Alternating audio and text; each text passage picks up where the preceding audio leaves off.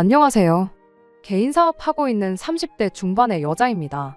제가 장사에 소질이 있는 줄은 생각도 못하고 살았어요. 파는 것보다 사는 걸 좋아하는 사람이었거든요.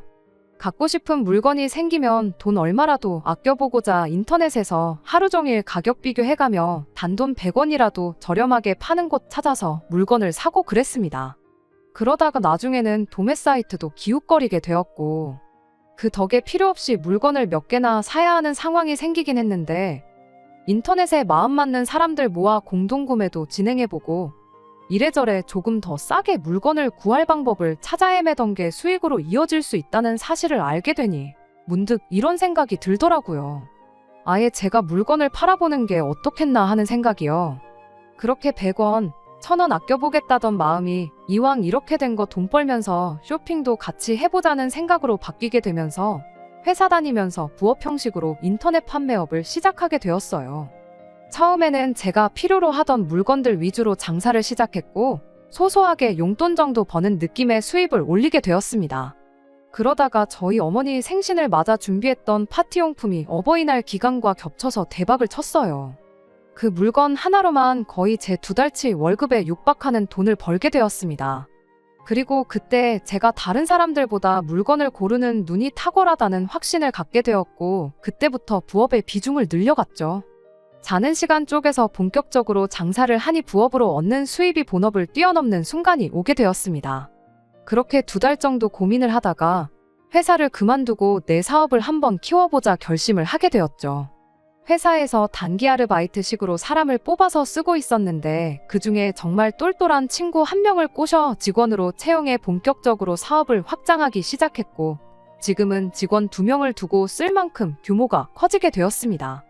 지금은 사업이 어느 정도 자리 잡아서 이것저것 다 제하고 제 손에 한 달에 평균적으로 300만 원 정도 들어와요.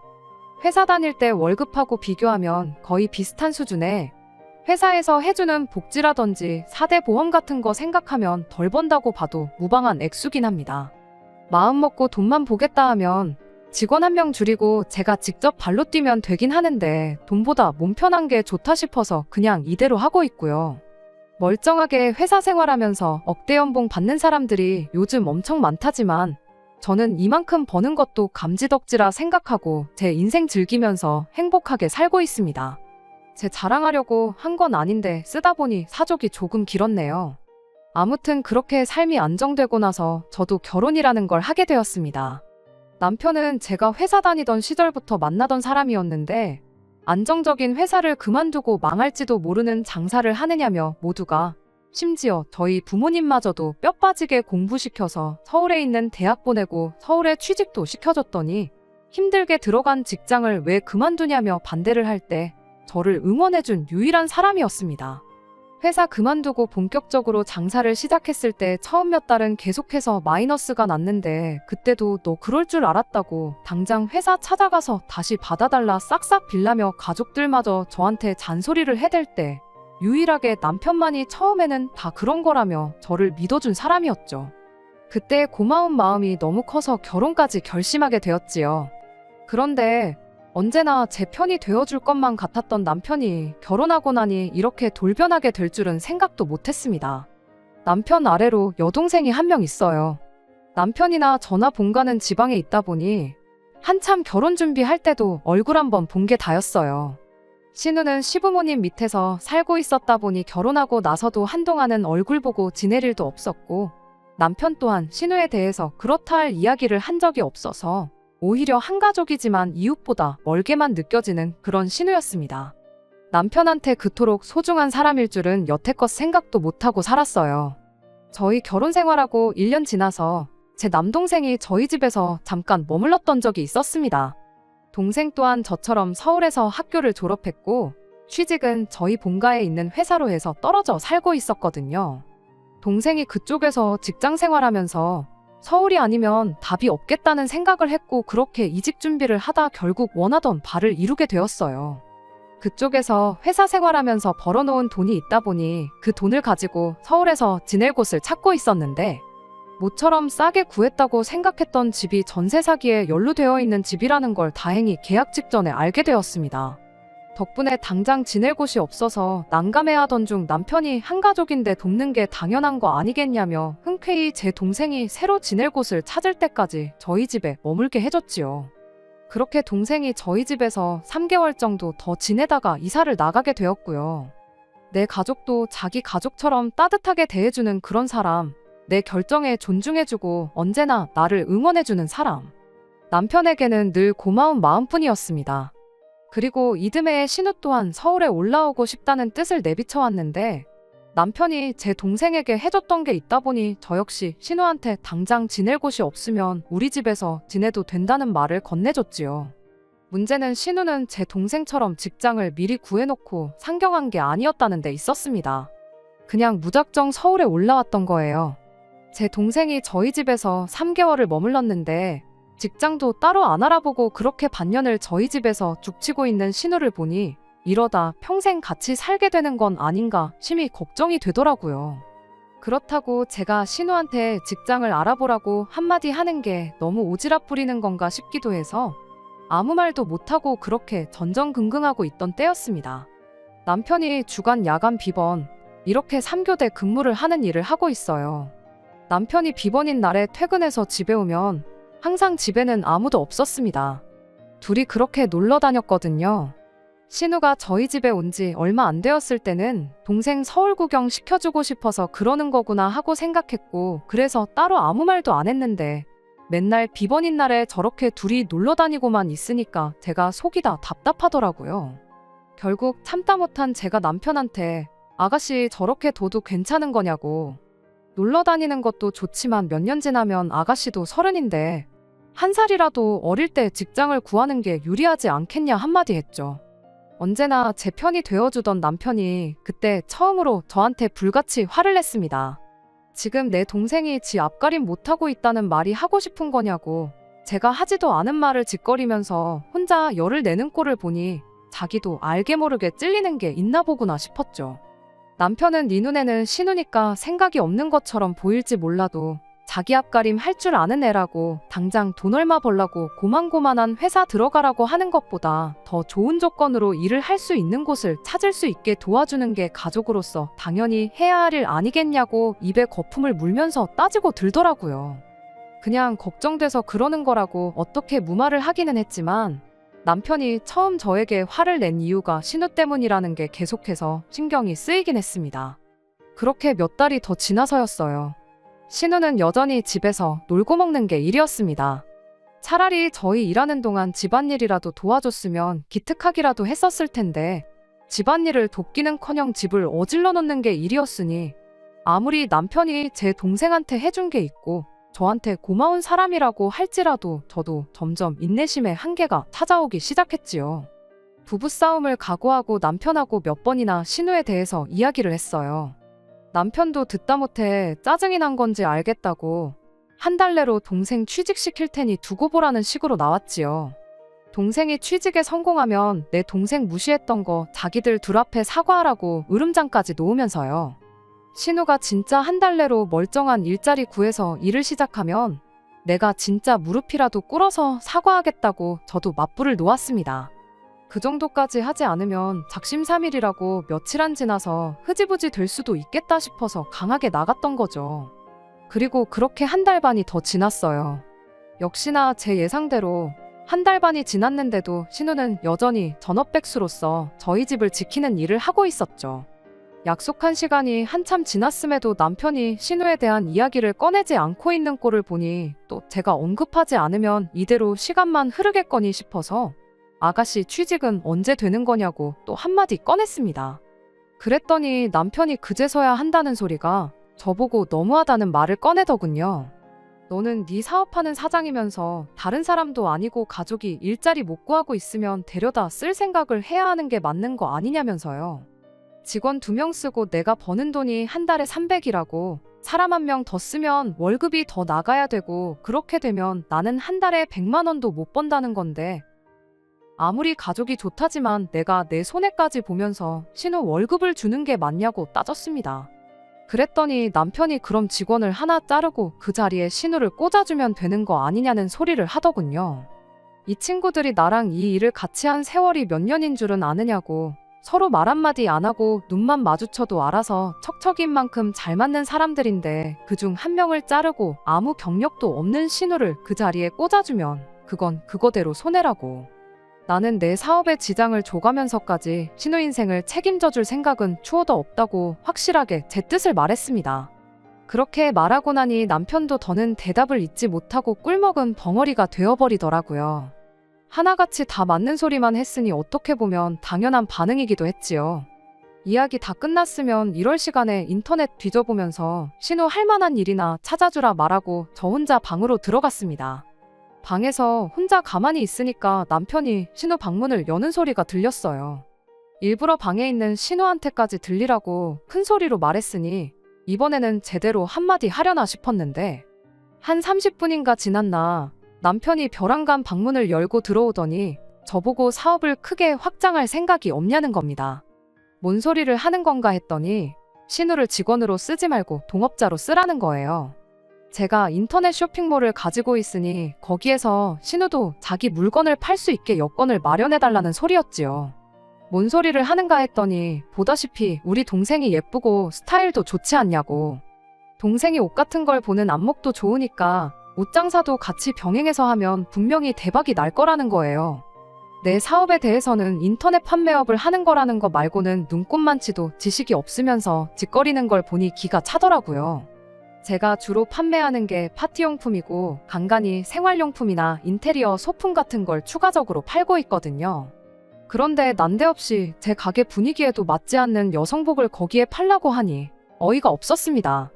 신우가 이쁘장하게 생기고 스타일도 괜찮은 건 사실인데 그거야 일반인들 사이에서 그나마 조금 나은 편이지 그렇게 대단한 미모를 가진 건 아니거든요. 제가 안 좋은 감정을 가지고 있는 신우라서 그러는 게 아니라 객관적으로 봐도 쇼핑몰 모델을 시킬 정도는 아니에요. 그리고 여성복이라는 게 유행이 생각보다 훨씬 더 빨리 변하고 어떻게 보면 재고 부담도 큰 장사인데 당장 돈 한 푼 못 벌어서 오빠가 가끔씩 사주는 옷 말고는 새로 사는 옷도 없고 그나마 가지고 있는 옷 어떻게든 돌려 입으면서 지내는 신우가 그때그때 유행을 캐치해서 좋은 물건을 고를 안목도 없다는 게 제 생각이었습니다.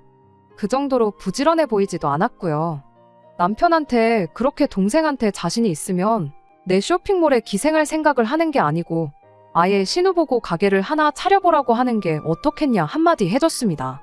그랬더니 남편이 그럴 돈이 어딨냐며 일단 일도 배우면서 분위기도 파악할 겸 신우한테 기회나 한번 줘보는 게 어떻겠냐고 계속해서 저를 설득해오더라고요. 보나마나 물건을 떼오려면 그만큼 자본이 필요한데 그럴 여유는 없으니까 저한테 어떻게든 신우를 떠넘겨서 묻어가려는 개수작을 부리고 있다는 게 다 티가 났어요. 나는 뭐 내 장사 무자본으로 시작한 줄 아냐고. 4년 회사 생활하면서 모은 돈 다 끌어다가 키운 가게다. 신우한테 정말 열정이 있다면 당장 편의점 아르바이트라도 구해서 자본부터 모으게 시키는 편이 낫지 않겠냐고 한마디 해주고 나는 신우 인생의 그 무엇도 책임져 줄 생각이 없으니 이 이야기는 그만하라고 딱 잘라서 대답을 했어요. 결국 남편과는 대판 싸우게 되었습니다. 신우만 우리 집에 안 왔더라면 연애할 때처럼 신혼 때처럼 행복하게 살았을 텐데 싶고 아무리 남편이 제 동생을 저희 집에 머물게 해줬다지만 아무 계획도 없이 상경한 신우를 집에 받아준 제 잘못이 아닐까 그렇게 생각하니 속상해서 눈물까지 나더라고요. 그런데 언제까지 우리 집에서 지내겠나 싶었던 신우가 그로부터 며칠 지나지 않아서 PC방 야간 알바 자리를 구했다며 밤만 되면 일을 하러 나가기 시작했어요. 아무리 생각 없는 신우라도 멀쩡한 오빠네가 자기 때문에 박터지게 싸우는 꼴을 보니 반성을 했나 싶었고 기특하기까지 했습니다. 왜 100번 못하는 사람이 어쩌다 한 번 잘하면 되게 감동적일 때가 있잖아요. 저한테 신우가 딱 그랬어요. 그렇게 꼴 보기가 싫었는데 그래도 정신 차리고 아르바이트나마 일을 시작하니 그동안 제가 너무했나 싶기도 해서 조금이나마 더 챙겨주게 되더라고요. 신우가 일을 시작한 이래로 저도 남편과 다시 사이가 좋아지게 되었고 정말 신우가 열심히 자본을 모아서 뭔가를 시작하려 한다면 남편이 말했던 것처럼 제 쇼핑몰에 자리 하나 내주지는 못하더라도 어떻게 이쪽 업계가 돌아가는지 날 잡고 제대로 한번 알려줘야겠다 싶었어요. 야간 알바를 하다 보니 저 출근할 때도 집에 없을 때가 부지기수였는데 점심이나마 든든하게 챙겨 먹으라고 국이며 찌개도 끓여놓고 냉장고에 반찬이 부실하다 싶으면 급하게 반찬 가게에 가서 채워놓는 한이 있더라도 냉장고를 비워놓은 적이 한 번도 없었습니다. 그런데 뭔가 조금 그동안에는 눈치를 못 채고 있었는데 제 상식선에서는 이해하기 힘든 모습들이 언젠가부터 눈에 들어오기 시작했습니다. 신우가 출근한다고 나가는 시간은 저녁 7시쯤으로 항상 동일했는데 저녁 퇴근해서 집에 들어오는 시간이 엄청 랜덤했거든요. 제가 아침 7시면 출근을 하는데 보통은 신우가 그때까지 집에 돌아오지 않고 있었거든요. 일터까지 오며 가며 하는 시간이 있다고 쳐도 PC방 아르바이트를 무슨 집에서 2-3시간 거리에 있는 곳에 구하지는 않았을 텐데 일하는 시간이 길어도 너무 긴 게 아닌가 싶었어요. 저도 직원을 쓰는 사장 입장이다 보니 주 40시간 넘기는 게 그렇게 부담스러운데 심지어 신우는 밤샘 근무를 하는 야간 알바인데 하루에 12시간씩 주 5일 6일을 일을 하는 게 의아하더라고요. 그리고 언젠가부터 신우가 핸드폰도 최신 기종으로 바꾸고 옷도 비싼 걸 어디서 그렇게 사다 달라고 하는데 PC방 야간 아르바이트가 그렇게 돈을 많이 버는 직장이 아니라는 건 이미 상식선에서 알고 있는 내용이었고요. 한 번은 제가 출근하다가 웬일로 일찍 퇴근하는 신우를 마주친 적이 있었습니다. 멀리서 터덜터덜 걸어오는 걸 보니 그래도 밤새 일하는 게 피곤하긴 한가 보구나 안쓰러운 기분도 들었습니다.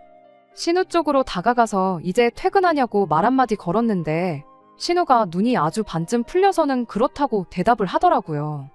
그런데 입에서 약하게나마 술 냄새가 나는 걸 느꼈어요. 얼른 들어가 쉬라 말하고 저는 출근하면서 혼자 곰곰이 생각에 잠겼죠. 이상해도 너무 이상하다 싶었거든요. 아르바이트 치고 일하는 시간이 너무 길기도 하고 갑자기 커진 신우의 씀씀이도 그렇고 PC방 알바를 하는데 새벽에 퇴근해서 술 한 잔 걸치고 오는 것도 말도 안 된다는 생각이 들었고요. 이 이야기를 들은 저희 직원 중 한 명이 그렇게 말을 하더라고요. 혹시 사장님네 신우가 PC방 아르바이트를 하는 게 아니고 어디 술집 같은데 나가고 있는 거 아니냐고요. 증거도 없이 그렇게 확신을 하면 안 된다는 거 알긴 하지만 그렇게 생각하니까 정황상 모든 게 딱딱 들어맞기 시작했어요. 갑자기 커진 씀씀이 하며 이해가 안 갈 만큼 긴 근무 시간에 야간에 일하는 것까지 말입니다. 물론 심증뿐이긴 했지만 그렇게 생각하니 정말 오만 가지 생각이 다 들더라고요. 저 혼자 고민해봐야 답도 없겠다 싶어서 결국 남편한테 이 이야기를 꺼내게 되었습니다. 그날이 아직도 생생하게 기억이 나요. 일 나가 있던 신우는 아직 퇴근을 하지 않아 집에 없었던 토요일 아침이었거든요. 정말 걱정돼서 신우 집에 오거든 신우까지 같이 해서 셋이 허심탄회하게 한번 이야기를 해보고 만에 하나 사실이라면 그만두게 설득이라도 해볼까 해서 꺼낸 말이었는데 남편은 제 말을 듣자마자 그동안 싸웠던 건 애교에 불과할 정도로 성질을 부리면서 화를 내기 시작했어요. 너는 애가 정신 차리고 일을 하고 있는데 이젠 열심히 하는 애한테도 지랄이냐면서 할 말 못할 말 다 꺼내가며 저한테 쏟아붓기 시작했습니다. 네가 봤냐? 증거 있냐 하면서 열을 내는데 말씀드렸다시피 저도 심증에 불과했다 보니 딱히 말을 잇지 못하고 있었어요. 그러던 중에 때마침 신우가 집에 들어왔지요. 집안에 흐르는 분위기가 이상하다는 걸 신우도 느낀 건지 현관문에서 신발도 못 벗고 저희들 눈치만 보고 있었는데 저한테 화를 내던 남편이 너 이리 좀 와보라고 신우를 불렀어요. 그러고는 지금 이 사람이 네가 술집 나가서 일한다는 말도 안 되는 소리를 하고 있다고 그러니까 너가 지금 얼마나 열심히 살고 있는지 네 새언니한테 제대로 한번 설명 좀 해주라는 말을 꺼냈습니다. 그런데 신우가 우물쭈물하면서 말을 못하더라고요. 신우가 정말 떳떳하다면 PC방에서 야간 알바하고 있다. 밤새 고생하고 왔는데 그게 무슨 소리냐 하고 저한테 화라도 냈을 텐데 뭐 하나 시원하게 대답도 못하고 나중에 가서는 혼자 울먹거리기 시작했어요. 그러더니 자기는 피곤하니까 들어가 쉬겠다며 그 어떤 해명도 하지 않고 방으로 들어가 버렸습니다. 저는 그때 확신을 했죠. 꼭 술집이 아니더라도 신우가 뭔가 우리한테 말하기 힘든 그런 일을 하고 있다는 사실을요. 남편의 허탈한 표정을 보니 남편 또한 신우가 그런 일을 하고 있을 수도 있겠다는 생각이 들은 표정이었습니다. 그리고 그날 저녁 신우가 집을 나갔어요. 일어나자마자 짐을 싸기 시작하더니 이 집에서 더는 단 하루도 지내기 싫다면서 집을 나가겠다는 말을 꺼내더라고요. 남편이 나가긴 어딜 나가냐며 신우를 뜯어말렸고, 저도 신우한테 어디 당장 지낼 곳이나 있냐고 그러지 말고 지금 무슨 상황인지 이야기 한번 해보자고 신우를 회유했지요. 신우는 저한테 어차피 언니는 내가 이 집에 지내는 거 싫어하지 않았냐고, 1년 반 동안 속만 썩이는 애물단지가 나간다는데 언니한테는 잘된 일 아니냐며 더럽고 치사해서라도 내가 이 집에 다시 들어올 일은 없으니까 그러지 말라 한마디 소리를 지르더니 그 길로 현관문을 부서져라 닫아버리고는 집을 나가버렸습니다. 남편이 대번에 집 나가는 신우를 따라 나갔고, 저는 아무것도 하지 못하고 그 상황을 그저 바라볼 수밖에 없었네요. 남편은 그날 집에 들어오지 않았어요. 다른 사람도 아니고 여동생 일인데 당연히 신우 지낼 곳을 확인하기 전까지는 집에 돌아올 수 없었겠지요. 다음 날인 일요일 저녁이 돼서야 집에 돌아왔는데 남편이 저한테 그런 차가운 표정을 지을 수 있는 사람인지 그날 처음 알았습니다. 아무리 제가 그러자고 했다지만 두어 달 정도 지낼 줄 알았던 신우를 1년 반 동안 생활비 한 번 받지 않고 지내게 해줬는데, 신우 일자리 구하라고 했던 것도 신우 좋으라고 꺼낸 말이지 어디 저 좋으라고 했던 말이었겠나요. 말 맞다나 신우가 직장을 구한다고 한들 혼자 독립해 나갈 만큼 돈을 모으기 전까지는 저희 집에 계속 머물렀을 게 뻔한 사실이었는데 말입니다. 그런데 앞만 봐도 신우가 술집 나가 일하는 것 같아서 그렇게 돈 벌 바에 얼마든지 더 지내도 좋으니까 정상적인 일자리 구하라고 한마디 충고해 주려던 게 이렇게 큰 잘못인가 싶어서 저도 억울했어요. 그렇게 내 동생 집에서 내쫓아버리니까 속이 다 후련하냐고 따지는 남편한테 참다 못해 저도 한마디 했어요. 그럴 거면 이혼하자고요. 이혼해 줄 테니까 동생 다시 집으로 불러와서 나 말고 세상 가장 소중한 동생 품에 끼고 살라고 말이죠. 한참 열내던 남편도 이혼하자는 말을 들으니 정신이 퍼뜩 들었나 봐요. 그제서야 저한테 이게 이혼까지 할 일이냐며 동생 일이라 자기가 너무 흥분했다고 미안하다고 사과를 해오대요. 만약에 거기서도 이혼하자고 맞불을 놓았다면 진짜 이혼해야겠다 그런 생각을 하고 있었는데, 막상 또 싹싹 빌면서까지 미안하다고 사과를 하고 있는 모습을 보니 저도 점점 마음이 누그러지기 시작했어요. 이내 평정심을 되찾고 남편과 다시 이야기를 나누기 시작했습니다. 남편한테 신우가 무슨 이야기 안 하더냐 물어봤는데 남편이 답답한 표정으로 죽어도 무슨 일을 하고 있는지 말을 안 하더라 하면서 한숨을 쉬더라고요. 신우는 어디로 가 있느냐 물어본 질문에는 그간 일하면서 모아놓은 돈이 많아서 그걸로 방을 알아보겠다고 했다고 합니다. 그리고 방이 구해질 때까지는 일하면서 알게 된 친구 집에서 지낸다고 했다 하는데, 신우가 일한 지가 몇 달 되지도 않았는데 모아놓은 돈이 상당하다고 하는 걸 보니 확실히 정상적인 일을 하고 있는 건 아니겠구나 싶었네요. 아무튼 남편 표정을 보아하니 제 입에서 그럼 신우가 집을 구할 때까지만이라도 우리 집에 있게 해주자는 말이 나왔으면 하는 얼굴이었는데, 어떻게 나간 건데 괜히 거기서 착한 척 오지랖 부렸다가 다시 눌러앉을 수도 있는 일이고, 저도 더는 신우 일을 가지고 남편과 소모전을 하고 싶지 않았기에 알면서도 그 말 한마디는 해주지 않았습니다. 아무튼 그렇게 드디어 신우가 저희 집에서 나가게 되었어요. 장장 1년 4개월이라는 긴 시간이었습니다. 한 두어 달 있다 가겠거니 생각했던 것 치고는 너무 길었죠. 이 집에서 신우만 빠지면 다시 모든 게 원래대로 돌아올 줄 알았는데 그게 아니었어요. 그 긴 시간 동안 신우가 저희 집에 머물면서 그냥 조용히 있다 간 게 아니었으니까요. 신우 때문에 남편과 싸운 게 몇 번이고 남편 입에서 평생 나올 거라 생각했던 적 없던 말까지 들었으니 이미 지칠 대로 지쳐버린 것 같아요.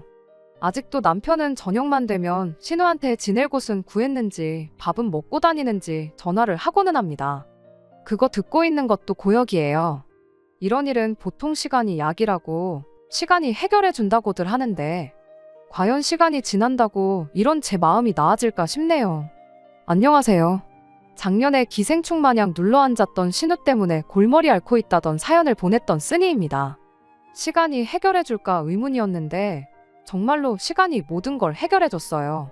지금은 골머리를 썩기는커녕 그렇게 개운하고 후련할 수가 없습니다. 신우가 그렇게 집을 나가고 나서 한 달 정도 뒤에 혼자서 살 집을 구하게 되었어요. 동생 걱정에 잠도 제대로 못 이루던 남편이 신우가 집을 구한 이래로 그렇게 뻔질나게 신우네를 드나들었죠. 저랑 결혼하기 전까지만 해도 본가에 있는 신우와 거의 10년을 떨어져 지냈으면서 그렇게 걱정이 되느냐고 물어봤었는데 그때야 어머니 아버지랑 살았으니 괜찮았지만 지금은 내가 걔 보호자 아니겠냐고 하는데 어이가 없었습니다. 백번양보에서 신우가 집안의 늦둥이라 나이차가 10살씩 난다면 이해라도 하겠지만 신우가 한두 살 먹은 애도 아니고 곧 30을 앞두고 있는 다 큰 어른인데 보호자 타령을 하고 있으니 말입니다. 왜 이제 와서 오빠 노릇을 하려고 드는지 도무지 이해가 가지 않았죠. 남편은 이미 제가 결혼 전에 알고 있던 항상 저를 위해 좋은 이야기만 해주던 그 사람이 아니었습니다.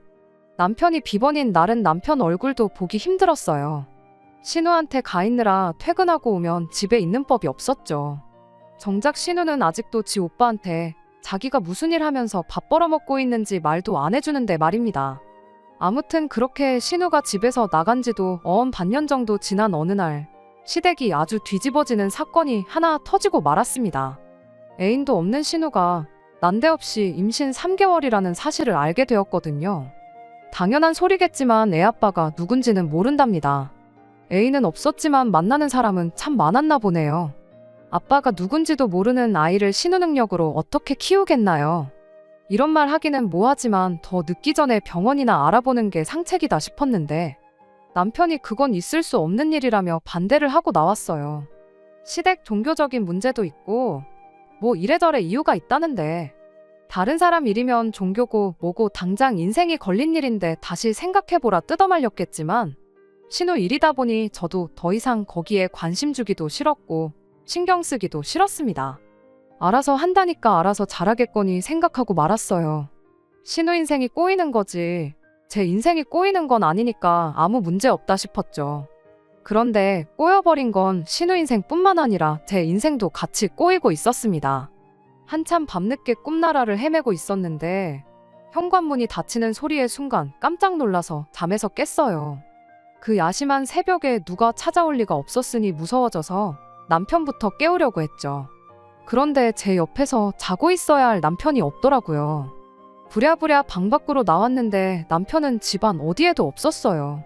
현관문 신발장에 있어야 할 남편 신발이 없는 걸 보고 제가 들었던 현관문 닫히는 소리가 남편이 나가면서 낸 소리라는 걸 알았습니다. 남편한테 야밤에 어딜 나간 거냐고 전화를 걸었는데 남편이 한다는 소리가 신우가 지금 딸기가 먹고 싶다고 했답니다. 그거 챙겨주러 가는 거라고 하는데 어이가 없더라고요. 한여름 야심한 그 새벽에 어디 가서 어떻게 딸기를 구하려나 싶었던 것보다 이젠 하다못해 애아빠가 누군지도 모르는 임신한 신우 먹떡까지 챙겨주는 꼴을 보고 있자니 꼴값도 그런 꼴값이 없었고 한숨조차 나오지 않았어요. 신경도 쓰기 싫어서 다시 잠을 청했는데 1시간쯤 지났나? 이번에는 제 핸드폰에 문자가 오는 알림 소리를 듣고 잠에서 깨게 되었습니다.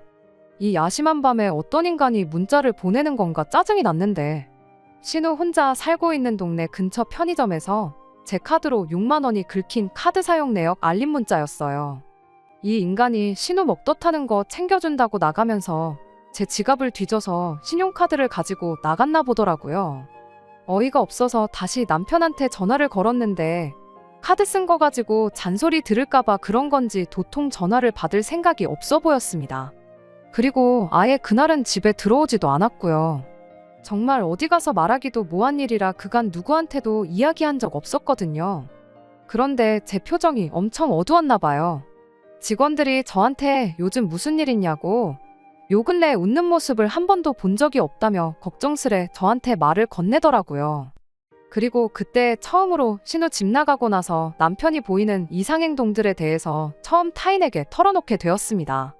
그런데 신우가 혹시 술집 나가는 거 아니냐고 물어봤던 그 직원이 이번엔 이런 말을 꺼내더군요.